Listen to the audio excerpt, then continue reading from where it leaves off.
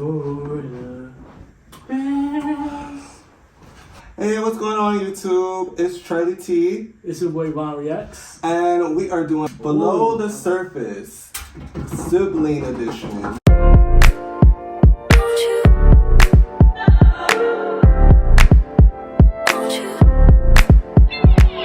Alright, so first question, we will start low light. If you could have any superpower, what would it be? I feel like teleportation, because like traveling and everything is so expensive. Just imagine, bam, somewhere else. I just feel like it'd be super cool. And like, have you ever seen the movie Jump? A long time ago. It's about teleportation. Like, Yeah. imagine robbing a bank, just teleport in. But like, what if you get teleported somewhere like that you can't control? Like, I feel like I'll like try and learn how to control it. I feel like, I don't know. I'll find a way. I feel like if I had a superpower, it would have to be. If I had a superpower, honestly, it would be to control the weather.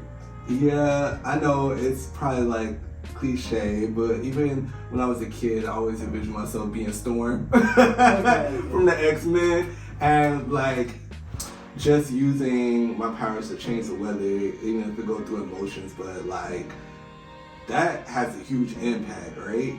Especially like with like the environment. So okay, so more like Storm then, because the way you control the weather, like I want it to be sunny. Yeah, but not just like that though. Like more in depth, you know. Yeah, so, I understand what you're saying. But yeah, that's what I would do. Ridiculous thing you ever believed as a kid. So there was this thing, growing up, a very close friend of mine that I grew up with would play a joke on me. Well, we play jokes on each other. Yeah.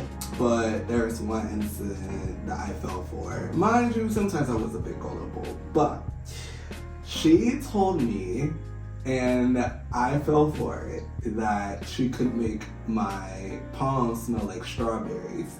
So she would scratch my palm and then trick me into like sniffing it to see, and then she'll bat me in the nose. But when she did it, mind you, we were waiting for, this is a whole story.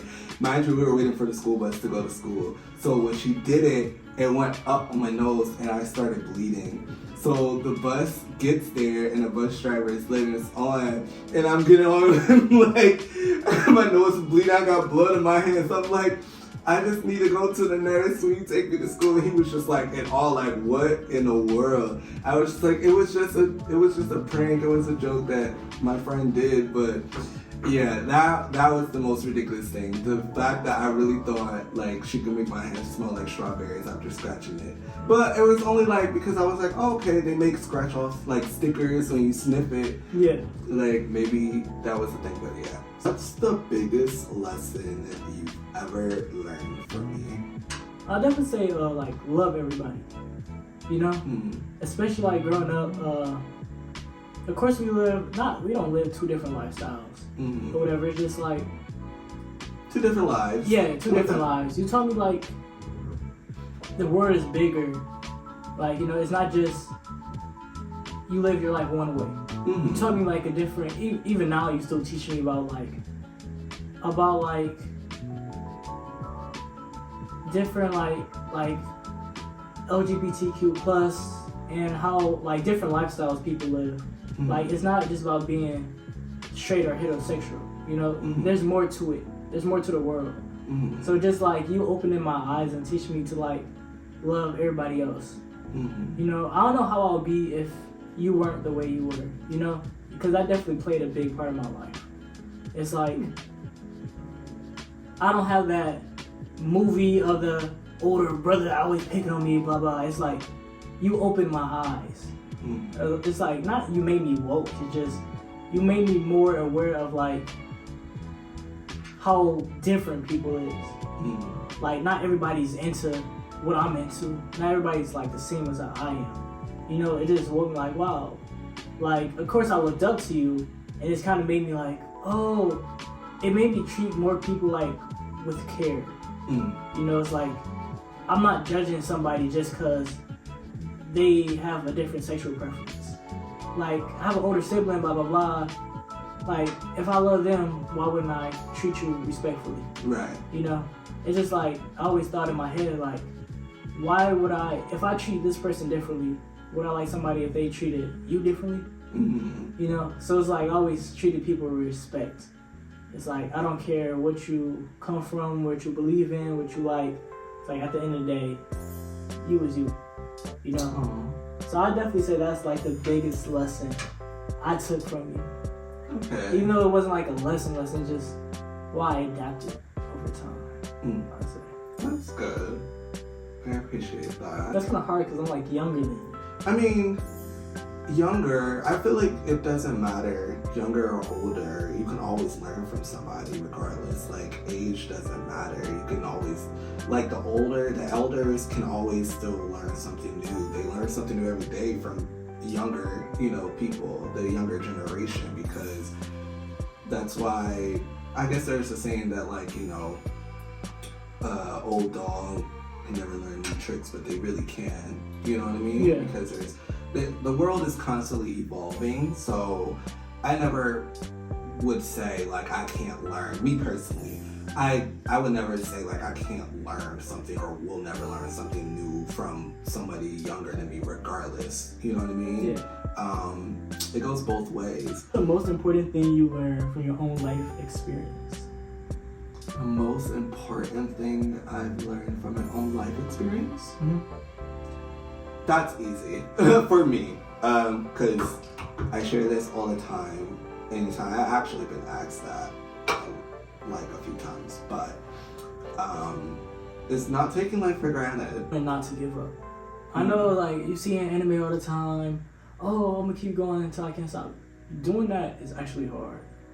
Like, having that drive and motivation to keep doing something every day, it's like, there's been so many times where, like, I'm in track season or I'm training, right? And I see other people having fun, going out, hanging out with friends, just living like a careless, not careless, but like they get to do what they want to do. But like my time is like so important. Wake up, go to school, leave, practice hours on end, work, sleep, repeat. It's just like having that like dedication and that just mindset is just like you're in it for the long run. It's just like there have been so many times I wanted to give up, like, you know what, I just want to become a regular student. I'm just going to go to university and just study. But at the same time, it's like I came this far. Like, I didn't work this far just to not go anywhere. Yeah. It's like I'm taking all these steps, doing what I need to do just to give up at the end. It's like, especially when senior I just hit in track, it's like I wasn't there.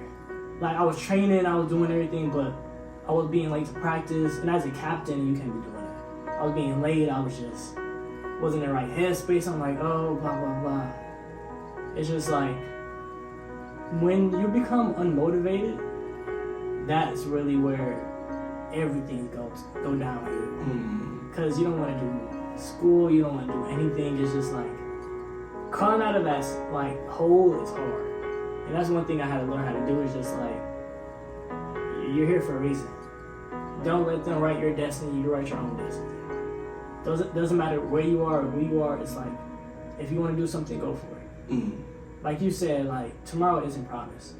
Like, live your life. It just, you gotta be you. What's your favorite childhood memory with me? This is a memory I can't forget. The first one is, we was wrestling. We was in Dad old place in Detroit. Like, I forgot, by the graveyard. We was wrestling, whatever.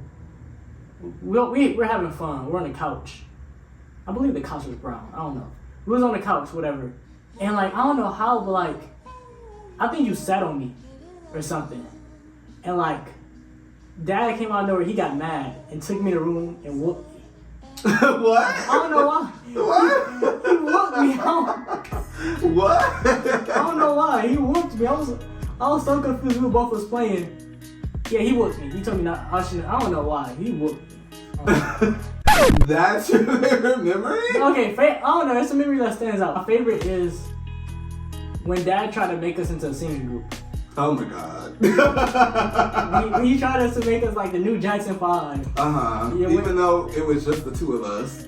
Yeah, he tried to make, when we were singing Freight Ocean Thinking About You. My favorite memory of when you were little, because I was already like a young adult, watching you enjoy your Ben 10, because that was like your first favorite cartoon ever. And I mean the original Ben 10, guys. Like, he was a fanatic. He had the Ben 10 watch and all of that, like the toys.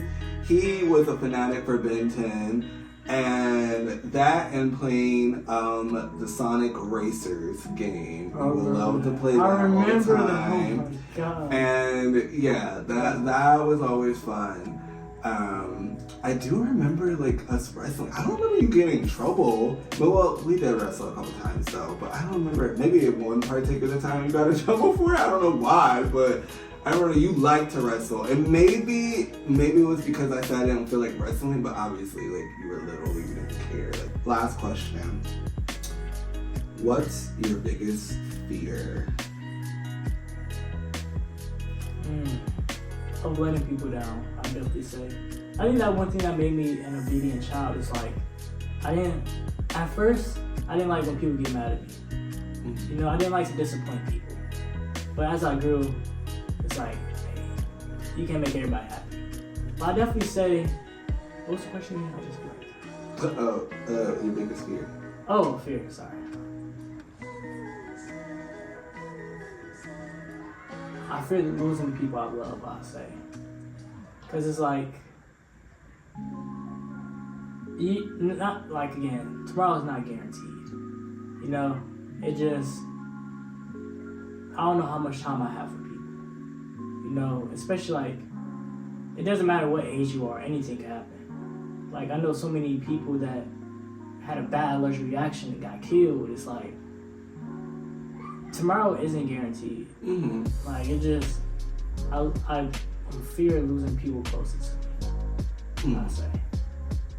Death, unfortunately, I say that unfortunately because that's what it feels like for me, is inevitable. My biggest fear is death. And it's been like that since forever, since I was a kid. I've always been afraid of it. Because for me, it's the fear of the unknown. After even being raised very religiously, it was incumbent on me that there's either one place or another, but I always felt like to me that wasn't necessarily just it. Even so, if that is the case, it's just the fear of the unknown after the death and how I'm going to die.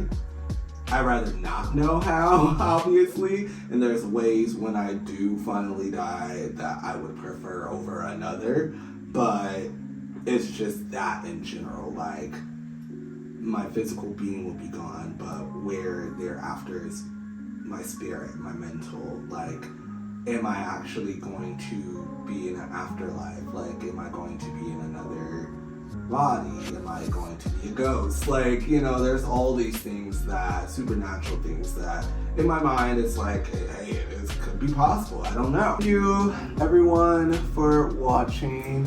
Until next time. Peace. I'm hot. What the? Try. Peace.